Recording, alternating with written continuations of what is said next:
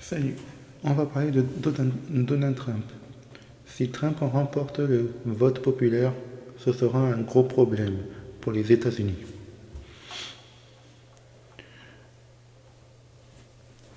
L'ancien président Donald Trump pourrait considérablement améliorer sa situation politique s'il remportait le vote populaire en 2024. Mais est-ce possible? Newsweek a enquêté sur les chances de Donald Trump de l'emporter, si les résultats sont intéressants. Je voulais dire que Donald Trump, il sera jugé le 25 mars à New York pour la première fois qu'un président soit jugé au tribunal. Donald Trump va être jugé au pénal le 25 mai dans le cadre de l'affaire des paiements pour taire une relation présumée avec une actrice pornographique, a confirmé ce jeudi le juge Julian Marchand du tribunal de New York. Le magistrat a rejeté le recours du candidat à l'élection présidentielle 2024. Il s'agira de la première fois de l'histoire des États-Unis qu'un ancien président américain comparaît devant un jury. Donald Trump sera, le 25 mars, le premier ancien président des États-Unis à comparaître en procès pénal dans l'affaire des paiements pour taire une relation présumée avec une actrice porno, à quelques mois de la présidentielle américaine. Trump dénonce une ingérence électorale. Le juge Julian Marchand du tribunal de New York a rejeté jeudi les requêtes de Donald Trump pour annuler les poursuites, comme le souhaite le mania républicain qui a dénoncé une ingérence électorale pour la présidentielle de novembre.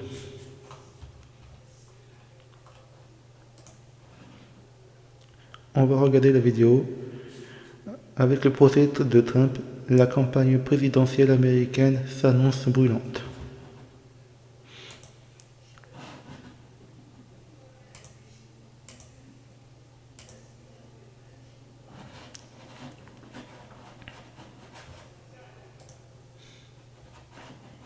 Expliquez-nous, Nicolas, on connaît la date du premier grand procès de Donald Trump. Ce sera à partir du 4 mars prochain et donc au cœur de la campagne des primaires. Oui, on savait qu'aux États-Unis, l'actualité politique et judiciaire risquait de se croiser, mais on n'imaginait pas à quel point elles allaient littéralement se télescoper. Hier, une juge de Washington devait fixer la date du plus important des 4 procès qui attend Donald Trump, celui pour l'affaire de l'assaut du Capitole.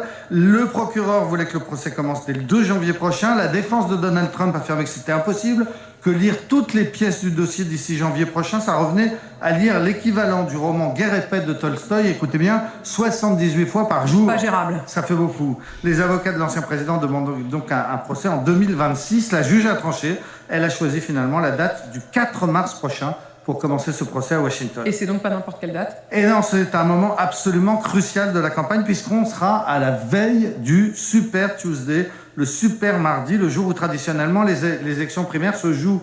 Les électeurs républicains et démocrates choisissent leurs candidats dans 15 États, dont la Californie et le Texas. Et celui qui remporte ce Super Tuesday début mars a toutes les chances ensuite de devenir le candidat de son parti pour les élections du mois de novembre. C'est pour cela que la campagne est féroce jusqu'à la dernière minute. La veille du Super Mardi, tous les candidats multiplient les meetings, sauf que Trump, lui, ne pourra pas participer à cette course finale. Il sera donc retenu à Washington. En tout cas, si la juge avait voulu attirer le maximum d'attention sur son procès, si elle souhaite le maximum de tension, eh bien, elle n'aurait pas choisi une autre date. Un autre procès était déjà prévu, et ça, c'est au mois de mars aussi. Oui, celui pour l'affaire dite Stormy Daniels. Donald Trump est accusé d'avoir versé de l'argent à cette actrice pornographique pour qu'elle ne révèle pas leur liaison. Ce procès était prévu lui aussi pour le mois de mars à New York, mais le procureur a fait savoir qu'il était prêt à le retarder si un autre procès plus important devait se tenir au même moment, et ce sera donc exactement le cas. 2 autres procès sont ensuite prévus également en Géorgie pour des faits concernant l'élection, ou encore au mois de mai pour le fait d'avoir emporté de la Maison-Blanche des documents secret défense. Mais pour l'instant, il y a toutes ces procédures, mais ça ne l'empêche pas d'être le grand favori des primaires. Et même ultra favori, avec une très grosse avance sur ses concurrents. Et tous ces ennuis judiciaires, eh bien, ne font que le renforcer. La semaine dernière, lorsqu'il a dû brièvement se constituer prisonnier à Atlanta, ça a provoqué un afflux de dons pour sa campagne. Il surfe sur son statut de victime de ce qu'il appelle l'acharnement judiciaire. Ces procédures ne l'empêcheront pas de se présenter. Même s'il était condamné, il pourrait être candidat. Même s'il était en prison, il pourrait se faire élire. Ce sont des scénarios qui sont tout à fait invraisemblables. Mais ce qui est sûr, c'est que les Américains vont vivre une campagne présidentielle complètement hors norme l'année prochaine. Nicolas Poincaré.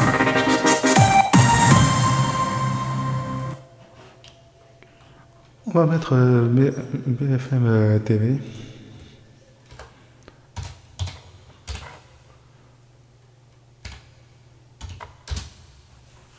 Toujours tout vers la fin des grèves. Ou plutôt vers le retour des grèves. Émission.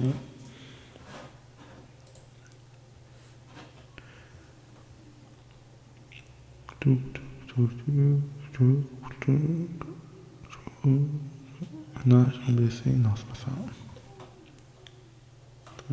Trump.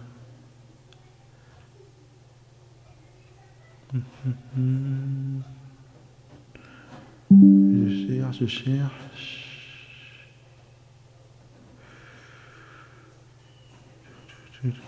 On va mettre un autre.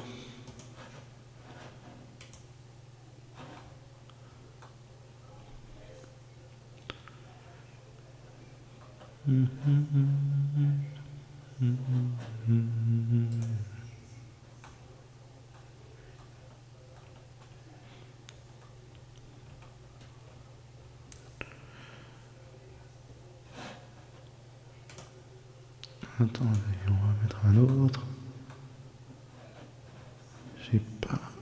Je ne sais pas. Non, ils mettent pas, mais bon, peu importe. Ils mettent pas le... Comment on dit, peu importe.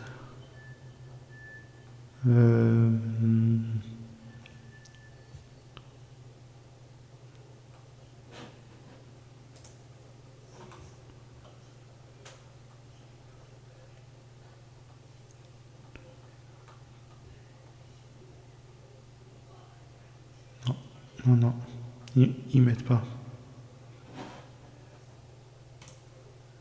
Ils mettent pas. Je vais revenir à l'article précédent. Ils mettent pas. Voilà. On était sur Donald Trump. Si je regardais... On va lire, de toute façon. Je regardais un peu, mais en fait, il n'y est pas. Présidentielle aux États-Unis. Le procureur spécial demande à la Cour suprême de confirmer le rejet de l'immunité de Donald Trump. Et ça c'était hier, il y a un jour. La défense de l'ex-président revendique une immunité absolue pour ses actes commis alors qu'il était à la Maison-Blanche. Une décision attendue, le procureur spécial Jack Smith, qui instruit le dossier fédéral contre Donald Trump pour tentative illicite d'inverser les résultats de l'élection de 2020, a demandé mercredi 14 février à la Cour suprême américaine de ne pas suspendre une décision d'appel refusant à l'ex-président toute immunité pénale. Une cour d'appel fédérale a écarté le 6 février l'immunité pénale invoquée par Donald Trump, rouvrant la voie à son procès à Washington. initialement prévu à partir du 4 mars, mais reporté, dit par la juge Tania Chutkan, qui présidera les débats en raison de l'appel. Un procès dans un délai réduit. Rappelons que tous les actes de procédure dans ce dossier pénal ont déjà été suspendus par son appel. Jack Smith affirme que Donald Trump n'a aucun droit à une nouvelle suspension, pendant qu'il cherche à obtenir une saisie du dossier par la Cour suprême. Retarder encore le procès porterait atteinte à l'intérêt public à un verdict et juste, écrit Jack Smith, soulignant l'importance nationale unique de ce dossier pénal, dans lequel un ex-président est poursuivi pénalement pour avoir tenté de se maintenir au pouvoir en empêchant le vainqueur légitime de l'élection de prendre ses fonctions. Rappelons que la Cour suprême avait rejeté en décembre sa demande de se saisir directement de cette question en préemptant la Cour d'appel. Le procureur spécial l'invite à rejeter à la fois la demande de suspension de Donald Trump et celle d'examiner le dossier si toutefois la Cour choisissait de s'en saisir à présent. Jack Smith l'exhorte à le faire selon un calendrier accéléré, afin qu'en cas de confirmation du rejet de l'immunité pénale de Donald Trump, le procès puisse se tenir avec un délai supplémentaire réduit. La défense de l'ex-président revendique une immunité absolue pour ses actes commis alors qu'il était à la Maison-Blanche, visé par 4 procédures pénales distinctes. Donald Trump cherche pas assez multiples recours à passer en jugement le plus tard possible. En tout cas, après le scrutin présidentiel du 5 novembre. Et sur Twitter, ils disent l'immunité c'est pendant le mandat. L'immunité c'est pendant le mandat. Pourquoi devrait-on accorder à Donald Trump le droit de la... On va lire.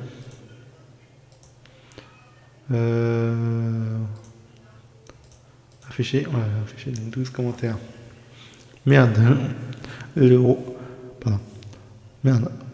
Le roi dictateur Trump, Sa Majesté truand au-dessus de toutes les lois.